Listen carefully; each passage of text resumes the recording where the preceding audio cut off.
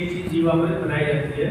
आप अपने एक दिन का जो गाय का गोबर है, गाय का गोबर जितना ही ताजा होता है उतना अच्छा माना जाता है, और गौमूत्र जितना ही पुराना होता है उतना ही अच्छा माना जाता है प्राकृतिक खेती में। तो आप अपने एक दिन का जो गोबर है उसको एक ड्रम ले लीजिए 200 लीटर का, 150 लीटर के आसपास उसमें पानी भर लीजिए और उसमें 10 किलो गोबर घोल के उसमें डाल दीजिए। फिर आप उसमें क्या करिए, 10 लीटर गौमूत्र देसी गाय का जो उसमें उसको डाल दीजिए। अब आपको क्या करना है, 2 किलो बेसन, 2 किलो नहीं रहे तो 1 किलो भी, कोई बहुत ज़्यादा नापने का आवश्यकता नहीं है। यूरिया टाइप पोटाश नहीं है, थोड़ा कम ज़्यादा आप 2 की जगह 3 में डाल देंगे तभी चलेगा। तो 2 किलो तक आप मान के चलिए कि आपको चने का बेसन डालना है। चने का बेसन क्यों डालते हैं, क्योंकि इजीली डाइजेस्टेबल होता है, मतलब आसानी से पच जाता है। तो जब उसको माइक्रोब खाएंगे तो वो भी ज़्यादा संख्या में ऐसी कोई चीज़ खाते हैं तो वो धीरे धीरे उनका ग्रोथ अच्छा होता है।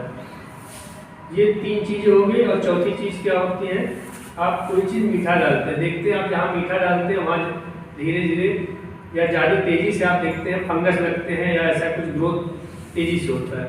तो मीठा डालते हैं, मीठे में आप क्या कर सकते हैं, या गुड़ डाल दीजिए 2 किलो। अगर आपके पास गुड़ ना उपलब्ध हो तो किसान के खेत में गन्ना लगा हो तो उसमें 5-7 गन्ना काट लिया, उसको छोटा छोटा टुकड़ा काट लीजिए, उसको गेड़ी बोलते हैं। टुकड़ा काट के उस ड्रम में आप डाल दीजिए और 1-2 मुट्ठी वही पुराने पीपल या बरगद के कहीं पेड़ की मिट्टी, या तो फिर कहीं जहाँ घर हो, कहीं कच्चा हुआ हो, जहाँ पे आज तक कोई फर्टिलाइजर ऐसा कुछ आपने यूज की हो, उस मिट्टी को उसमें डाल के, और अगर ठंडी का सीजन स्टार्ट चल रहा है तो 5 से 6 दिन लगेगा, गर्मी में 3 से 4 दिन में तैयार हो जाता है। इसमें करेंगे कि आप सुबह शाम इसको घड़ी की सुई की दिशा में 2-2 मिनट चलाइए। चला के इसको फिर टाट का बोरा आता है, इसको ड्रम को ढक के रख दीजिए। फिर शाम को उठिए ऐसे चलाइए, फिर सुबह चलाइए, दिन में 2 बार। मिट्टी कितनी मिलानी है? 1-2 मुट्ठी मान लीजिए 200 ग्राम तक बस मिला दीजिएगा। 500 ग्राम भी कर दीजिएगा, दिक्कत नहीं करेंगे। ये चीज़ हो गई आपकी यूरिया का जो ऑप्शन है।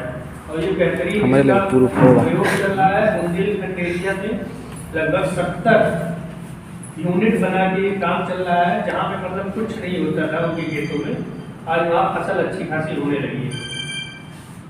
और आप डाई डालते हैं अपने खेत में, डाई की जगह घनजीवामृत का बनता है, उसमें क्या करते हैं घनजीवामृत आप हाँ डालना कैसे, डालने की 2 तरीका है। आप गेहूँ सीजन में अगर कर रहे हैं, बहुत ज़्यादा पानी लगाने से खेत में, तो आप जैसे 21 दिन पे जब डालते हैं, पानी चलाते हैं खेत में, एक बार पानी छिटवा दीजिए डब्बे से। या तो उसका और आसान तरीका है, कहीं जहाँ से पानी निकल रहा हो वहीं एक ड्रम बना कर उसमें छोटा सा सुराख कर दीजिए, वहाँ से धीरे धीरे गिरते रहे। अगर और भी तेजी से गिर रहा है तो उसमें कपड़ा लगा दीजिए कुछ।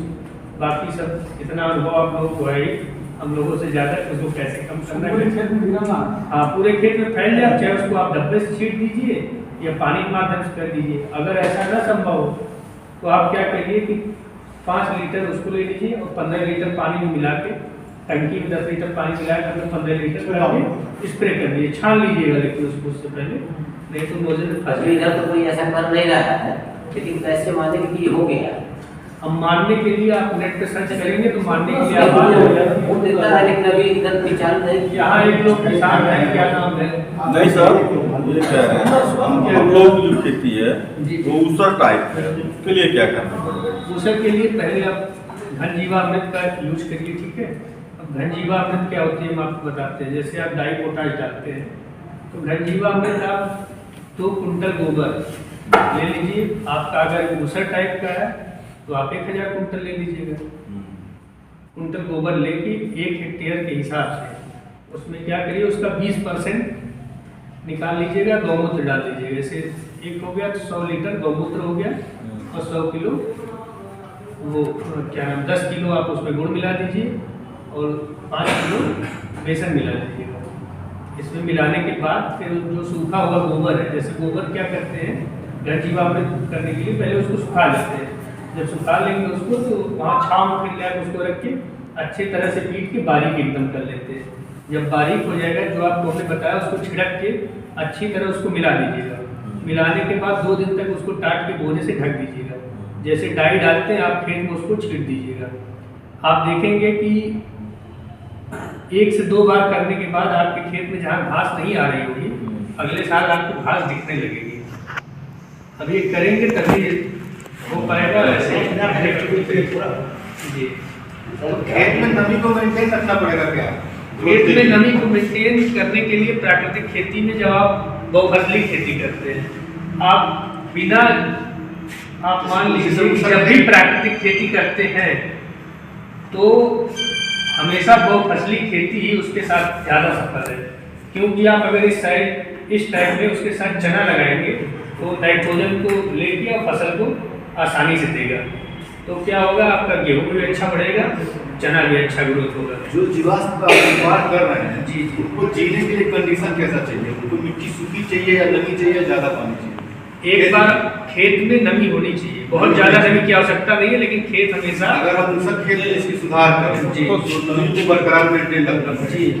नमी हमेशा होनी चाहिए। या तो आप क्या करिए कि कोई ऐसा तरीका हो, या पॉलीथीन से उसको ढक दीजिए। पॉलीथीन किसान के लिए संभव है। आप पुआल अपने खेत में जलाते हैं तो उसको जलाइए मत, उसको उसी के ऊपर पूरा फैलवा दीजिए ले जाके। जुतवाने के बाद ये सब सारी चीज़ें पड़ जाए तो आप उसको उसके ऊपर फैला दीजिएगा, नमी ऑटोमेटिक इतनी बनी होगी। कहीं आप खेत में जाते होंगे जहाँ पे अगर 6 महीने बाद भी अगर आप जाते होंगे जहाँ पुआल पड़ा है, वहाँ देखते होंगे नमी अंदर होता है। वो ऐसा नहीं है कि कहीं से आता है, वो जमीन के अंदर से खींच के ले आने की कैपेसिटी होती है। यही काम जो होता है माइक्रोब्स करता है। जब आप